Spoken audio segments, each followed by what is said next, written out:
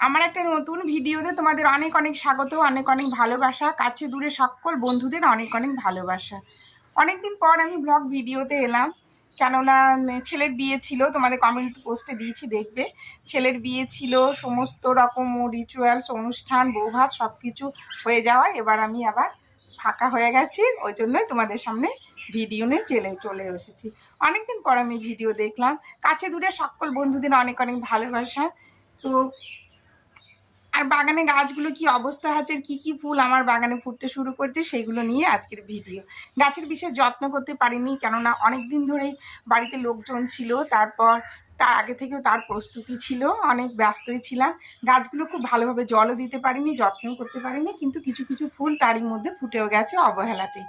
তা সেগুলোই আজকে তোমাদের সামনে তুলে ধরবো, কি কি ফুল আমার বাগানে ফুটেছে আর কি কি ফুল গাছ কীভাবে কি গ্রোথ হচ্ছে সেগুলো নিয়ে আজকের ভিডিও। পিছনে দেখো ব্যাকগ্রাউন্ডে নাগরদোলা, কেননা এ সময় তো আমাদের এখানে মেলা শুরু হয়, আনন্দ মেলা। মেলা শুরু হয়ে গেছে, মেলাও চলছে। আর চলো দেখতে থাকো তাহলে আমার ছাদ বাগানে কি কি ফুল গাছ আছে। সবজি গাছগুলো বিশেষ কিছু নেই, বৃষ্টির জন্য অনেক কিছু নষ্ট হয়ে গেছে। আর আমাদের এদিকে কাল থেকে প্রচণ্ড বৃষ্টিও শুরু হয়ে গেছে। আজকে বৃষ্টি নেই, আজকে বেশ ওয়েদারটা বেশ রোদ হয়ে গেছে আর বেশ ভালো লাগছে। সকাল থেকে একটু কুয়াশা থাকে, তো এখন কুয়াশা কেটে বেশ রোদ্দুর দেখা দিয়েছে। তো চলো দেখতে থাকো কি ফুল গাছগুলো আছে আর কী রকম কী অবস্থা সেগুলোই তোমাদের সামনে শেয়ার করব। আর পিছনে দেখো চন্দ্রমল্লিকাগুলো খুব সুন্দরভাবে কুড়িও এসেছে এবং খুব শীঘ্রই ফুল ফুটতে শুরু করবে। আর কিছু কিছু যত্ন নেব, সেগুলোর অন্য ভিডিও তোমাদের সঙ্গে শেয়ার করব। চলো দেখো। প্রথমে আসি রঙ্গন ফুলগুলো, যদিও শীত পড়েছে অনেকটা ফোঁটা কমে গেছে, কিন্তু তবুও কিছু কিছু রঙ্গন এখনও দেখা যাচ্ছে এবং ফুটছে। কিছু কিছু দেখো বন্ধুরা, কিছু কিছু কুড়িও আছে, এগুলো আমার ফুটতেও শুরু করবে। আর জবাও ফুটছে, যদিও শীতকালে জবা ফোটার পরিমাণ অনেকটাই কমে যায়, কিন্তু না, আমার বাগানে জবা গাছে অনেক কুড়ি এসেছে এবং কিছু কিছু ফুটছে। ফুলগুলো সাইজে খুবই ছোট্ট হচ্ছে। আর বোগেনভেলিয়া তো অনেকদিন আগে থেকে ফুটতে শুরু করেছে, যেহেতু কালকে রাত্রে কি কালকে সারাদিন একটু বৃষ্টি হয়েছে, ওই জন্য ফুলগুলো বৃষ্টির জলে একটু নুয়ে গেছে। খুব সুন্দরভাবে বোগেনভেলিয়া ফুটেছে। আর এদিকে গাঁদাগুলো, যেগুলো দেশি গাঁদা, রক্তগাঁদা, ওগুলো ফুটতে শুরু করেছে। এগুলো সবই আমার কাটিং থেকে লাগানো। এগুলো বেশ সুন্দরভাবে কুড়িও চলে এসেছে, ফুটতেও শুরু করেছে। কিছু কিছু ফুল ফুটে গেছে আর কিছু কিছু এখনও ফোটেনি, সেগুলো খুব শীঘ্রই সেগুলো ফুটে যাবে। দেখতেও বেশ সুন্দর লাগছে, ছাদ একদম কালারফুল হয়ে আছে। যতই আমরা গাছ লাগাই না কেন, ফুলের গাঁদা গাছ যদি আমরা না লাগাই, আমাদের ছাদ একদম অসম্পূর্ণ থেকে যায়। আর এগুলো দেশি গাঁদা, এগুলো আমি কাটিং থেকে লাগিয়েছিলাম। কিছু চারা কাটিং কিনে এনেছিলাম, সেটা থেকে আমি অনেকগুলো চারা কাটিং করে লাগিয়েছি। এগুলো বেশ সুন্দরভাবে ফুটতে শুরু করেছে। এগুলো একটু হলুদ হয়েছে আর এগুলো লাল। আর এদিকে ডালিয়া ফুলটাও যথারীতি বেশ সুন্দরভাবে অনেকগুলো ফুটেছে। এবার ডালিয়া একটু তাড়াতাড়ি ফুটে গেছে, এদিকে দুটো তিনটে ফুটেছে আর প্রচুর এখনও কুড়িয়ে আছে।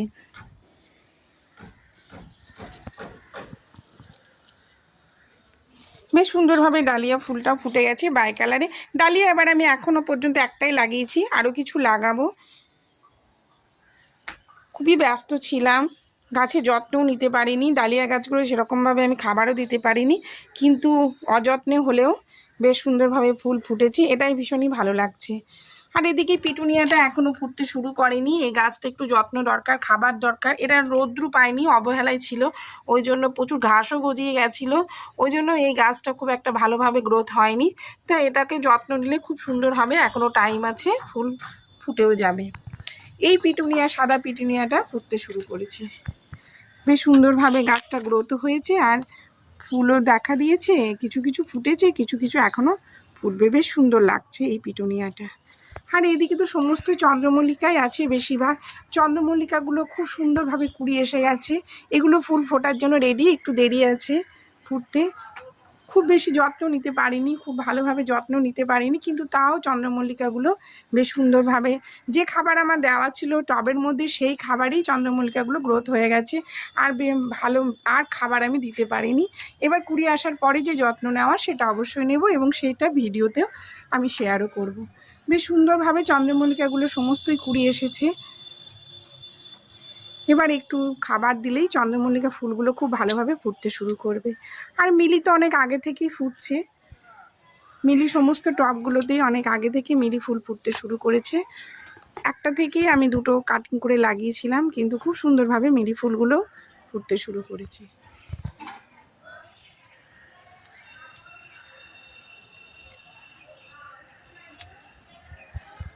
আর এদিকে আসি গাঁদা ফুল। এখানে ইনকা গাঁদাটাও মোটা কুড়ি এসেছে, এটা গ্রোথ খুব একটা ভালো হয়নি, এটা আমি অনেক পরেই লাগিয়েছি। চন্দ্রমল্লিকাটাও বেশ সুন্দরভাবে কুড়িয়েও চলে এসেছে। আর এদিকে যে গাছগুলো, এগুলো এখনো ফুটতে শুরু করেনি, এগুলো ক্যালেন্ডুলা আছে, একদমই যত্ন নিতে পারিনি। যেগুলো আমি টব তৈরি করার সময়, মাটি তৈরি করার সময় যে সমস্ত খাবার দিয়েছি সেটাই দেওয়া আছে, আর কোনো নতুন করে খাবার আমি দিতে পারিনি।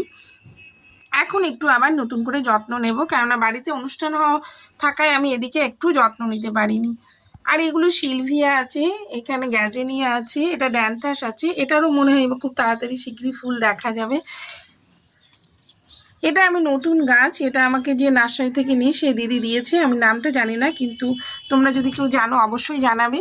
ফুলটা আমি দেখবো কেমন হয়। এটা একটা হরলিক্সের একটা কৌটোর মধ্যে এটা লাগিয়েছি, দেখা যাক কেমন ফুল হয়। এটা দিদি শখ করেই আমাকে দিয়েছে যে এটা লাগাও, এটা ফুলটা খুব ভালো ফুল হয়। তা আমি এর নামটা জানি না, অনেকটা পালং শাকের মতোই দেখতে পাতাগুলো, তো দেখা যাক কি ফুল হচ্ছে। এটা ড্যান্থাসটা খুব সুন্দরভাবে কুড়ি চলে এসেছে। আর এগুলো সমস্ত আমার ইনকা ভ্যারাইটি, যে গাঁদাগুলো আমি কিনে লাগিয়েছিলাম নার্সারি থেকে, সেগুলো সব ফুটতে শুরু করেছে। এগুলো সমস্তই আমার রঙের কৌটোর মধ্যে লাগানো হয়েছিল, কিন্তু এত সুন্দর গ্রোথ আর এত সুন্দরভাবে ফুল ফুটবে আমি ভাবতেই পারিনি। বেশ সুন্দরভাবে ফুল ফুটে গেছে ইনকা ভ্যারাইটি গাঁদাগুলো। সমস্ত রঙের কন্টেনারে, ছোট্ট ছোট্ট রঙের কন্টেনারে লাগানো আছে, কিন্তু বেশ সুন্দরভাবে ফুল ফুটেছে, দেখতেও বেশ সুন্দর লাগছে।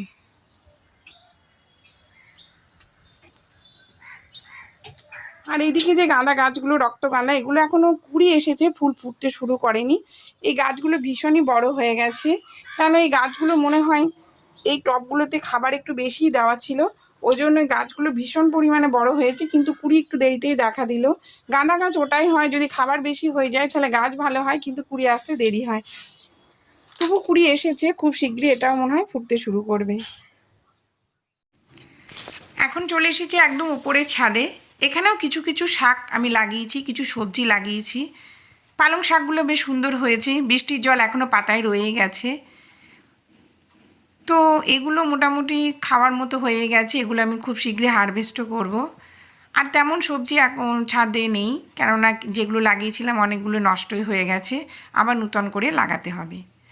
পালং শাকগুলো বেশ সুন্দর হয়েছে।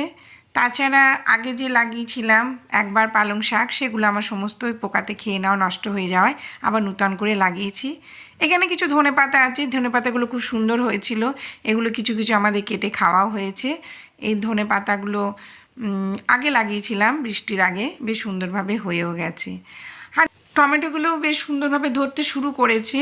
দুটো টমেটো গাছ লাগিয়েছিলাম, এটা নিজের থেকেই হয়েছিল, সেই গাছটাই আমি পরে একটা কন্টেনারে লাগিয়ে দিয়েছি।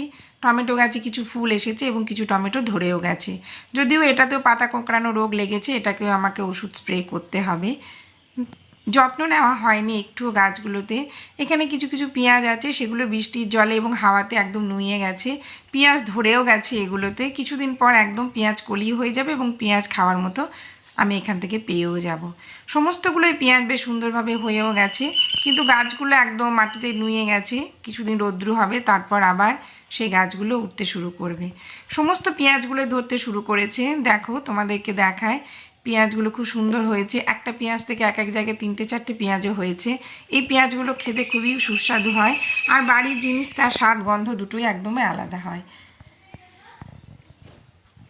আবার নতুন করে কিছু আমি লাগাবো, এখন এগুলোই ছিল, এগুলোই তোমাদের সঙ্গে শেয়ার করলাম।